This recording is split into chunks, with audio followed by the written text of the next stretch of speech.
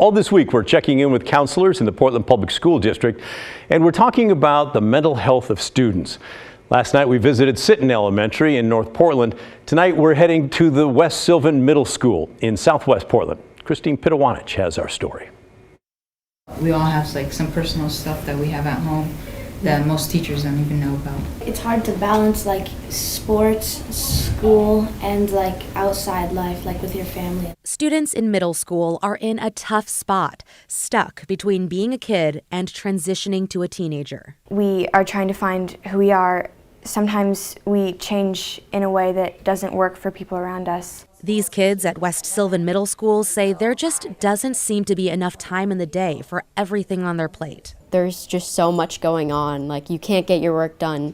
You're mad about that. You didn't get enough sleep. I see kids having a harder time focusing, but I've also seen quite a few kids that are feeling suicidal. I've had more kids in poverty than we've had in a long time, especially at this school. Houselessness, needing more support in a variety of ways. Hi, Dory. It's school counselor Rebecca Cohen's job to help the students here. She was named Oregon School Counselor of the Year for 2022, and with little Norma in tow, the walk the halls every day. And say hi to kids and greet them. Hi. We do lunch duty. During passing time, Norma gets lots of love. Kids will even take her on walks. Norma's presence is very intentional, helping students with their mental health just by being available for pets and hanging out. Sometimes kids like dogs better than people. And it's not just Norma making a difference here. Part of being great educators is teaching kids to manage their stress. So that is a huge part of my job. Recently, West Sylvan was in the news when a 13-year-old black student getting a drink of water in the hallway was assaulted.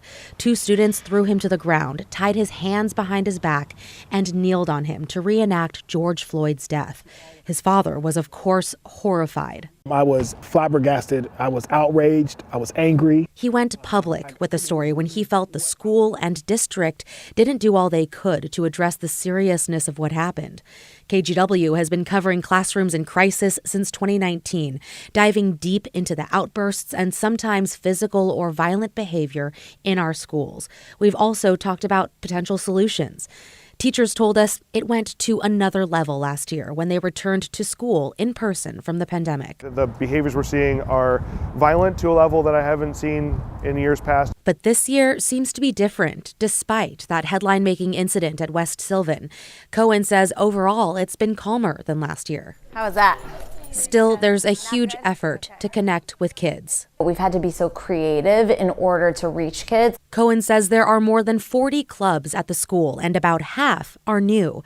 Groups she and her team have created so students can feel more connected to the school and with each other. I have an equity group that I run. I do a Hopes and Dreams club. I'm involved in the Gender Sexuality Alliance. Everything I'm telling you is something that I've created with my team since the pandemic, because we realized that kids more than anything need community. Also this year, Cohen says every day students have 30 minutes carved out, dedicated to helping them develop interpersonal and academic skills. We do things like teaching communication skills, how to talk to your teacher, how to talk to each other when you have a conflict. I think that's important. We do have those times where we just kind of all talk about how we feel and let those emotions out. Cohen and her team doing everything in their power to positively impact the roughly 700 students who attend West Sylvan. Just the best job ever. It's a big job. We have a lot to do. It's very joyful for me. Yes. In Southwest Portland, Christine Pitawanich, KGW News. And make sure to tune in tomorrow for Christine's story with the counselors at Lincoln High School in Southwest Portland. Then on Friday, we'll bring Christine back and get her takeaways in this series, as well as look at some of your thoughts on all this.